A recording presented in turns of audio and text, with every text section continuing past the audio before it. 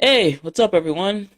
And welcome to another episode of System Shock Radio. I, as always, am your host, Nigel. And today, without further ado, we're going to get right into it. First things first, apologies about that. First things first, we are going to read off the riddle from last week. So, without any further ado, here we go. A father and his son are in a fatal car crash. The father is killed, but the son survives. He is rushed to the hospital, but the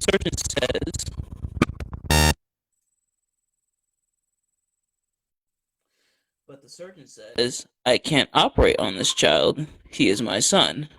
How is that possible?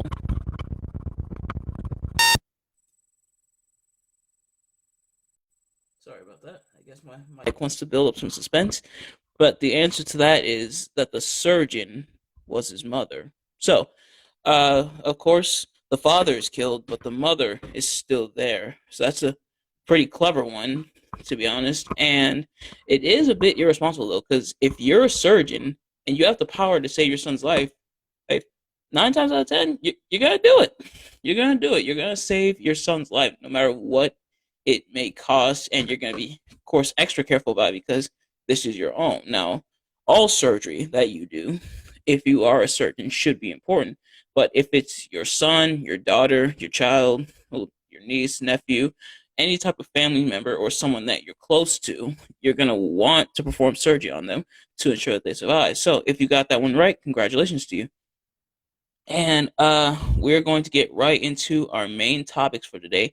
And today is a bit of a story time for you guys once again. So this is this one I actually forgot about until the other day, and I don't know why it just randomly came to me. And a lot of these stories just randomly come to me, and it's the time that I fell asleep on the train and ended up being late to school. Mom, if you're watching this, sorry. All right, so um, in high school, well, I took the train to and from. So how it worked is I took the bus, then the train, then walked down the street to school. And I did that every day for 4 years as a high school student. So this particular day, though, I fell asleep on the train. Now, falling asleep on the train isn't something um, out of the ordinary for me. I used to always fall asleep on a train. I don't know what it was about the train. Maybe it's because it was so early in the morning, or because I felt I had nothing else really to do. So I fell asleep on the train. And usually when I fell asleep on the train, I would always wake up in time to get off, get at my stop, and then walk to school. This time, nothing's. So I fell asleep, and I think I woke up for like a second at my stop, but for some reason, I just wasn't feeling it that day, and I fell back asleep, not realizing that was my stop. So then I wake up again. This time, a couple stops past my stop, and my stop is a bit of a ways away from this stop. So my stop is here, and this is sort of where I am now. Obviously, it's a lot longer of a distance than that, but just for a visual. And I started freaking out. I was like, "Oh crap!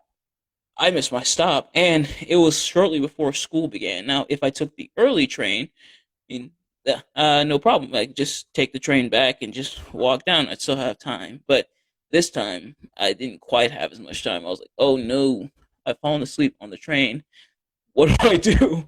So, um, how do I do? I went back on the other train going the opposite way to go to a different stop. Now, this stop is right across from the one I was supposed to get off at. So I got to this stop and just booked down the street to school because I did not want to be late. I already knew I was probably going to be late. I'm like, yeah, there's no way I'm getting there on time. But I just didn't want to be too late. So, because I'm rarely late to school. I was in high school anyway. And I was rarely late because oftentimes I didn't really like being late. And at my school, if you were late, you got detention. Now, other schools, they give you a warning, and then if you are late too many times, they give you detention. Nope. Here, you straight get detention. So, booked it down the street to school and got there. And thankfully, I don't know what happened that day, but thankfully I didn't get his attention. So, oh, that was pretty good. But yeah, of course, I still fell asleep on the train, but I made sure to be more careful from that point on. So, uh, that's the lesson: is if you do something like that, be careful, or just don't fall asleep on the train because you might miss your stop and you might have to book down the street like old Nigel did. So, next topic, we are going to talk about something that I find interesting, but it's so sad that I find this interesting because the man behind it is someone that you probably shouldn't find interesting, and that's Trapped in the Closet. The Trapped in the Closet storyline by R. Kelly. So, what Trapped in the Closet was, it was an episodic sort of episode based. I cannot quite find the word, but it was episodes basically. Yeah. Almost like a story, or like a show, something like that. And each part was sung by R. Kelly, and every part was sung by R. Kelly. And what was so cool about this is that it was such a creative story, but unfortunately, the man behind it was R. Kelly. We all know what he's done. And it's unfortunate because it's so interesting because R. Kelly is such an interesting storyteller and he shows it off here. So it's unfortunate that R. Kelly, excuse me, it's unfortunate that R. Kelly did what he did because this is such an interesting story. And what's interesting about it is all the different twists and turns that the story takes, and even the double standard. So, the story starts with Sylvester, which is the main character, and that's when R. Kelly portrays himself is Sylvester because Sylvester is R. Kelly's actual middle name, and Sylvester cheats on his wife with this woman he met at the Pages Club. So he cheats on his wife, and then it turns out that the woman he's cheating with has a husband, and he's on his way home. And the husband is cheating as well, but the husband's cheating with a guy, so the husband's secretly gay, so he's bisexual, and it just snowballs from there. It turns out Sylvester's wife is cheating, and the dude that she's cheating with is also cheating on his wife, and his wife is cheating, and it's just an endless cycle almost of just cheating, cheating, cheating. And the double standard comes in is because Sylvester gets mad at his wife when she was cheating, but he was out here cheating. And the dude that his wife was cheating with, James, who was a police officer, gets mad when his wife is cheating. And those double standards come into play because why are you getting mad at me? You cheated too. Now, cheating on your significant other is always bad. It's always wrong. I'd never ever do something like that. It's just not worth my time. Like, if you want to act single, be single. Well, one of my favorite YouTubers said that, and I'm sort of stealing his quote, but the cheating, from my eyes, is wrong. It's extremely wrong. But if you're cheating, why are you getting mad at me for cheating? And I think that's sort of the message that R. Kelly is trying to portray here. And it's such an interesting and important message coming from this guy.